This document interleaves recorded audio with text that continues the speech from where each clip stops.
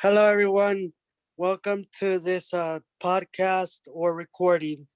I'm Rafael Moya Palacios, and I'm the president of Dialogues for Democracy. And we have one of our members named Gabriel Munoz, who wrote a whole story on January 6th on what happened at the protest or insurrection. And I would like for you to guys to enjoy this. So, thank you very much. On January 6, 2021, an angry mob just made history by pushing through the doors of Congress to stop the election certification. If today's events really taught me something, it is that democracy is truly an act that we must practice every day. It is not, and never will be, a given. Coming from a place where democracy has not been a given since I came into this world, shaped the way I think about it, or at least it has a great influence. I always thought that democracy had been captured, locked up somewhere, or even exiled forever. Democracy had always been a state or an invisible force by some act of magic, protects the liberties of everyone. Sadly, democracy is not a shield that protects people from injustice and bigotry as I thought when I was a child. It is not an almighty force, neither nor an indestructible or irrevocable. Democracy is weak. Probably the concept of democracy will never be depicted as weak by any other person, at least not referring to the great Western democracies. But it is rational to deduct democracy is fragile and weak due to the fact that it is dependent on who one might think, the people. Historically speaking, relying on other humans to maintain certain dogmas or pre established norms had always been doomed to failure, as evidenced by most notoriously the French Revolution. Perhaps a more contemporary example could be the Russian Revolution. For better or for worse, these revolutions continue to evidence how the basis of society and its principles are not set in stone. For starters, they are all arguably social constructs and therefore they do not exist out of society. They are constantly evolving and changing as our human reasoning does too. Democracy is no exception to change. The first concept of democracy in Greece was implemented as a wildly different institution than the modern one. Although it idealized collective decision making, only a few enjoyed the benefits of democracy. Only those who were considered citizens could partake in the decision making process. This archaic adaptation, also implemented by modern democracies such as the American one, that suppressed African American people for years, keeping them from partaking in the democratic process. Jumping back into the present, now all citizens of at least the United States can express their opinions in popular vote.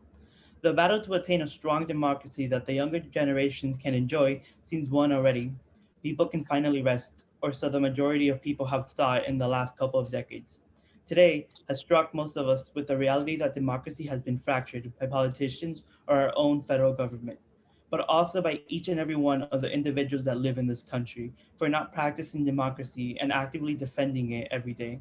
Democracy as an act might seem symbolic and just recurring every 2 years in an election, but it goes further beyond the barriers of politics. Democracy is the act of establishing common ground with those people who think differently because our well being as a society depends on it. Clearly, that has seemed to fail. The extremism I witnessed today reminds me of home, a broken home that most people call Venezuela, a country that was devastated by polarization and the negligence of democracy, the assumption that because it was already there, democracy could not go away. Today, on January 6th, I felt like I had not felt in the 2 years that I've been living in the United States. I felt the despair, the anger, and the fear of the people with whom I share a country, a living space. On January 6th, I realized that even the stronger democracies are fragile because of the negligence of ourselves towards the other people, people that we tend to dehumanize and antagonize from both political spectrums. People who think differently are no longer referred to as neighbors, coworkers, or peers. They have become the enemy, a public enemy with which a conversation is not possible, and neither is negotiation. The worst part is that we have gotten used to it being that way. It is, as some might say, the new normal. Democracy is not totally lost yet, but it is hurt today, and so am I. It is unexpected for democracy to feel this way, endangered by its own creators, but hopefully it is a wake up call for at least some people that what we have been doing the last couple of years is to forget to practice democracy every day. After all, democracy is an exercise, and like the physical exercise, The longer you don't practice it, the longer it will be to get back to it. Thank you, guys. My name is Dr. Mitchell, and I'm one of the advisors for Dialogues for Democracy. And I want to invite Gabriel to say a few words about how he felt when he was writing this. Hi everyone, I'm Gabriel. Um, so essentially, I wrote this while I was watching the Senate vote on the election on January 6th. It was already like past midnight. And, I was just watching it, watching the democratic process that was attempted to, be overthrown earlier that day. And, I was just feeling powerless. I was feeling helpless, like I couldn't do anything. It was just, what would have happened if, if that mob were to be successful? What will be of, the country that day? Will it have been, will the people have done something? Or, will be trapped into like a civil war? It was just a lot of questions that were circling through my mind, and I was just frustrated. And to be honest, I was feeling a little bit angry, you know, and I just felt like I had always failed in Venezuela at home. It was just this sense of powerless, the sense of, I can't do anything. It's just the way it is that, it just didn't sit right with me. And I just chose to express myself that way because in those kind of situations, you have two options. You can get violent like the mob and generate more violence, or you can actually write something or, just express your feelings so that you can hope that the other part of the argument can read it and generate a discussion about it instead of just inciting more violence. Thank you, Gabriel. So those of you who were reading it, or Rafael who introduced it, let's go. Rafael, you're from Venezuela as well. Did you have a reaction when you saw what was happening on that day? Well, yeah, basically, it reminded me of what happened on the Venezuelan Independence Day with the actual Congress, the new Congress, the one elected legitimately by the people of Venezuela with more than 15 million votes in 2015, where they were giving honors to our Libertador Simon Bolivar, and out of nowhere, this a violent mob from the Maduro regime, literally attacked and almost killed senators and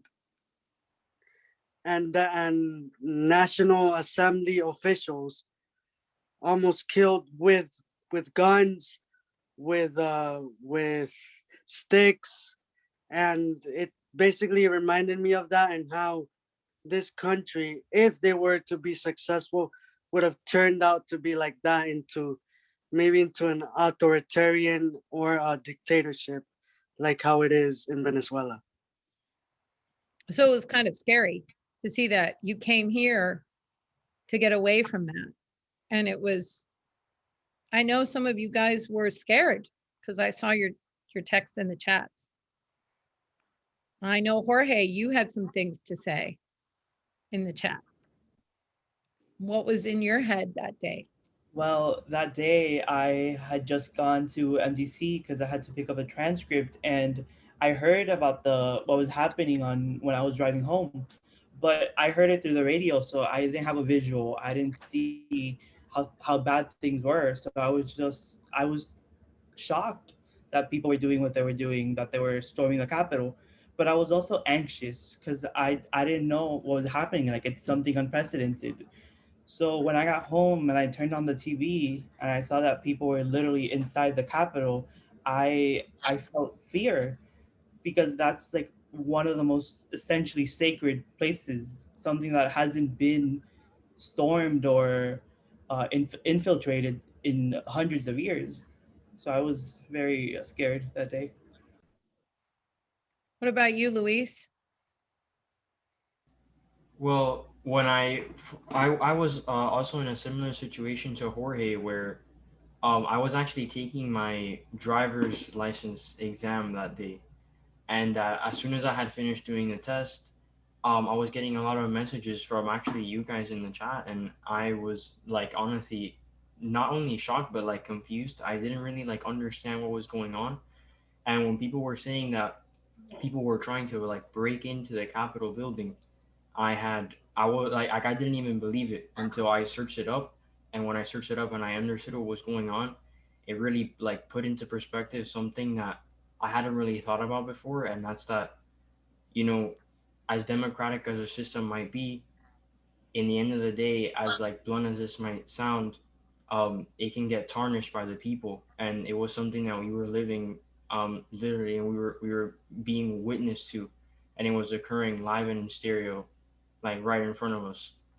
So What about you, Angeles? For me, I didn't like fear wasn't my first emotion to it at first. I just didn't feel anything. I was just kind of rethinking history, and I was like, like I was very pensive about it for a while, and I just remember things from A Push, like the Wilmington massacre, and I was like, well, things like this have happened before. I'm not I'm not that surprised, but it was just kind of when it really like hit me was when I saw the actual videos of police officers letting people in. I was that's like kind of that's I feel like when I like kind of like the fear set in a little bit, where I was like, it's the people that we have trusted to foster our democracy are the ones not doing that job. Like the people in the Capitol who like we elected or have put in that those position of powers to speak for us, a lot of them weren't doing that or weren't protecting like the democratic process. So that's when for me it got a little scary, where I felt like, okay, then what was the point of all of this? I felt a bit helpless, like Gabriel said.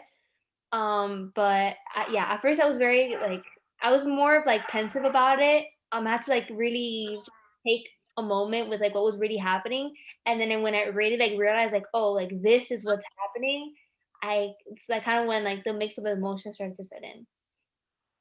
And you, Leah?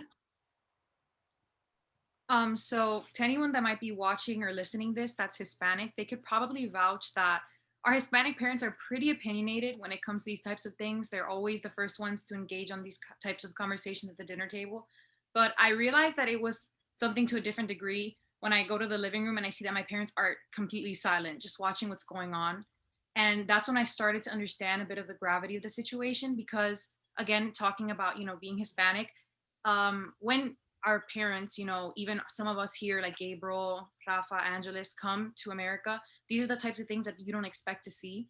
And so for a while now, I had just become desensitized and very indifferent towards what had been going on. And it really made me become aware. Even Gabriel's piece did this to me, that I really need to be more aware of everything going on because realistically, we are the people that at the end of the day, these who are, us self-aware, anybody that's listening, that's deciding this is something important, that you can do something about this. And yeah, for me, it was more of like an epiphany about I need to be more aware of everything going on.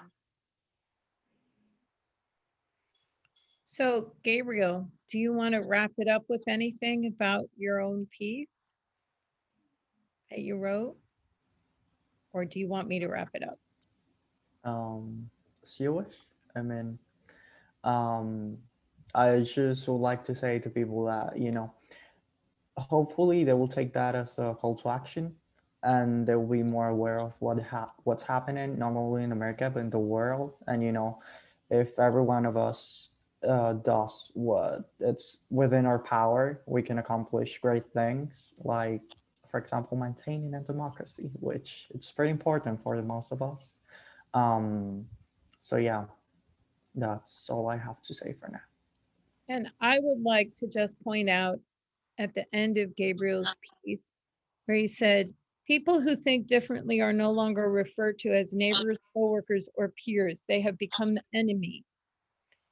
And we've gotten used to it being that way. And I think the most important thing, that to me was the most important thing you said, because before we're Republicans or Democrats or Latins or Norwegian or Baptist or whatever, we're human. And if we can find that humanity in each person that we come in contact with, that's going to allow us to do that thing that Gabriel's talking about, where, he said, people we tend to dehumanize and antagonize. So if we can see each other as human always, we'll be able to keep that democracy going. So thank you guys. I think this was amazing. Thank you very much. And we're going to stop recording now.